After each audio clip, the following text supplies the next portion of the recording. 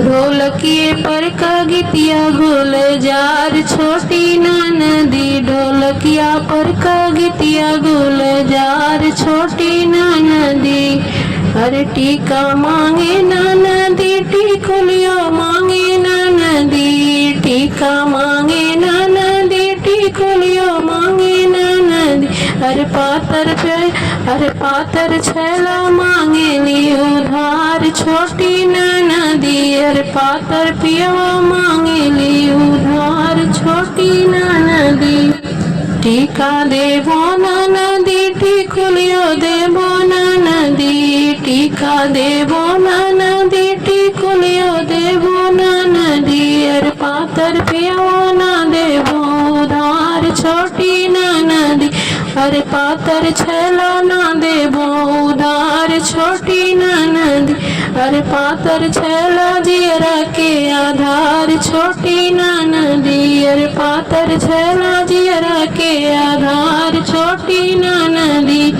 ढोलकिया पर का गीतिया गुल जार छोटी नदी। ढोलकिए पर का गीतिया गुल जार छोटी नदी। नथिया मांगे नदी नथनिया मांगे नदी। नथिया मांगे नदी नथनिया मांगे नदी। अरे पातर छैला मांगे ले उधार छोटी नदी। अरे पातर पियवा मांगे ले उधार छोटी नदी। नथिया देबो नदी नथनिया देबो नदी। नथिया देबो नदी नथनिया देबो नदी। अरे पातर छैला ना देबो उधार छोटी नदी। अरे पातर छैला जियरा के आधार छोटी नदी। अरे पातर छैला जियरा के आधार छोटी नदी। ढोलकिया पर का गीतिया गुल जार छोटी नदी। हरवा मांगे नदी सिकड़िया मांगे नदी। हरवा मांगे नदी हसलिया मांगे नदी। अरे पातर पियवा मांगे ले उधार छोटी नदी। अरे पातर छैला मांगे ली उधार छोटी नदी।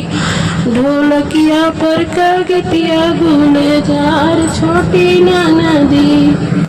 हरवा देबो नदी सिकड़ियो देबो नदी। हरवा देबो नदी सिकड़ियो देबो नदी।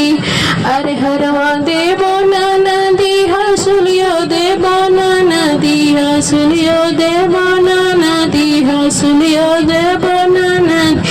अरे पातर पियवा ना देबो उधार छोटी नदी।